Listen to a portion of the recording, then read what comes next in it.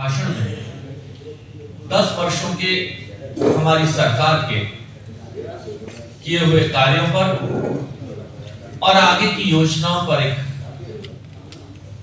झलक दी, जिसके बहुत छोटे बिंदु मैं आपके सामने रखूंगा। साथियों, गरीबी हटाओ का नारा, गरीब की जरूरतें क्या थी? गरीब को एक घर चाहिए, गरीब को घर में टॉयलेट दिया, गरीब को घर में उन माताओं ने जिन्होंने अपनी आंखों की रोशनी का खराब कर ली थी, गैस का सिलेंडर दिया। गरीब के घर में कोरोना जैसी महामारी में, जिसमें पूरा विश्व भी चिंतित था, 85 करोड़ देशवासियों को निःशुल्क राशन दिया। कोई भी भूखा ना सोए। पिछले 10 वर्षों में कोई भी गरीबी से, भूख से मौत इस देश में नहीं हुई। आजादी की अगर सबसे बड़ी जो पहचान बनी थी कि आजादी की रोशनी की किरण पायदान की सीढ़ी पर खड़े हुए अंतिम व्यक्ति तक पहुंचे। यही सपना था राम राज्य का, यही सपना था हमारे यशस्वी प्रधानमंत्री नरेंद्र मोदी जी का। जब उन्होंने पहली बार लोकसभा के मंदिर में प्रवेश किया तो उस रज को माथे पर लगाते हुए ये संकल्प लिया था कि मेरे देश का कोई भी गरीब घर के बिना नहीं होगा। उस घर में बिजली होगी, उस घर में टॉयलेट होगा, उस घर में राशन का इंतजाम होगा। और पेशे से डॉक्टर हूं तो उस दर्द को भी समझता हूं कि 10 लाख करोड़,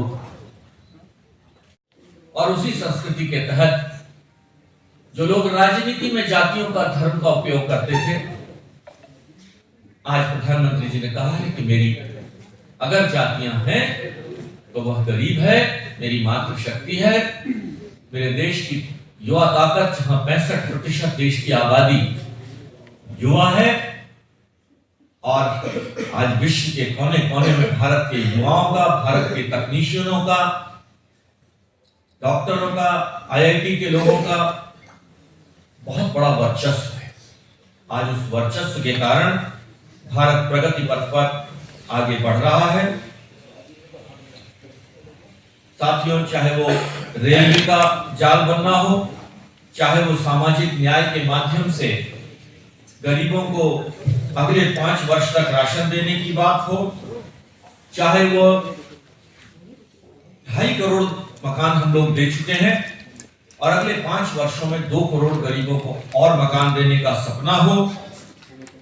अंतरिम बजट में लखपति दीदी, जो हमारी मातृशक्ति के उत्थान की कहानी को दर्शाता है, उसका लक्ष्य 2 करोड़ तक पहुंचाना हो। सीमांत किसान और छोटे किसानों में 11.8 करोड़ किसानों को प्रधानमंत्री किसान योजनाओं जैसी योजनाओं से फायदा होना हो। वास्तव में देश में 2014 में हमारी वास्तविक आय में लगभग 50% की वृद्धि हुई है। यह अपने आप में एक प्रतिबिंब है भारत की प्रगति का। सहकारी संघवाद भारत की रीढ़ है। सेल्फ हेल्प ग्रुप के माध्यम से महिलाओं का सशक्तिकरण का जो संकल्प था, देश की आधी आबादी जब देश के साथ मिलकर आगे चलेगी तो भारत विकास के मार्ग पर आगे बढ़ेगा। साथियों, मैं इन्हीं शब्दों के साथ मैं आप सबको धन्यवाद देता हूं और ये विश्वास दिलाता हूं, यशस्वी प्रधानमंत्री नरेंद्र मोदी जी के नेतृत्व में भारत आगे बढ़ रहा है। हमारा लोकसभा क्षेत्र गौतम बुद्ध नगर, जेवर हवाई अड्डे का काम 90% पूरा हो चुका है। ट्रायल रन इसी फरवरी मार्च में हो जाएगा। और जब मैं एक गांव में गया, वहां से 30 किलोमीटर दूर हवाई अड्डे से जमीनों के भाव 3 गुना से 4 गुना तक बढ़े और किसान खुश है। आज हवाई अड्डे का मतलब सिर्फ यह नहीं कि हवाई यात्रा, यह हवाई अड्डा अपने आप में एक संपूर्ण हवाई अड्डा है जो दिल्ली के हवाई अड्डे से 2.5 गुना, बंबई के हवाई अड्डे से 3.5 गुना बड़ा है और पूरे देश का तो सबसे बड़ा है, एशिया का भी सबसे बड़ा हवाई अड्डा बनकर मेरे लोकसभा क्षेत्र में ये बनकर आ रहा है। हाई राइज बिल्डिंगों में बिजली के बिना G20 शिखर सम्मेलन का आयोजन सिर्फ दिल्ली में नहीं, दिल्ली से बढ़कर सिर्फ 5 शहरों में नहीं, विश्व के 80 से अधिक शहरों में, सभी 29 राज्यों को कवर करते हुए उस शिखर सम्मेलन की, यहां तक कि जम्मू कश्मीर में भी सफलता के साथ उस शिखर सम्मेलन को आयोजित किया गया और भारत के 2 ऐसे भारत मंडपम और यशोधरा दोनों ने भारत की शान बढ़ाई है। जब विश्व के प्रतिनिधि आकर इन दोनों मंडपों में इन्होंने कार्यक्रमों को देखा तो उन्होंने भारत की प्रगति की एक झलक देखी। प्रधानमंत्री जी का काम करने का तरीका है कि हम कुछ करें तो ऐसा करें कि विश्व स्तरीय है।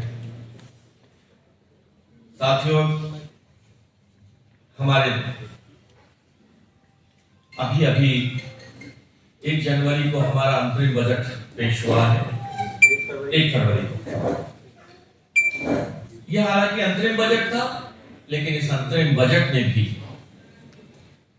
एक झलक दिखाई है कि 2047 में जब हम आजादी के 100 वर्ष पूरे कर रहे होंगे तो हम विकसित देश की श्रेणी में होंगे। विकासशील देश का जो मोहर और छाप हम पर लगी हुई थी पिछले सालों से, हम उससे मुक्ति प्राप्त करेंगे। आज जिस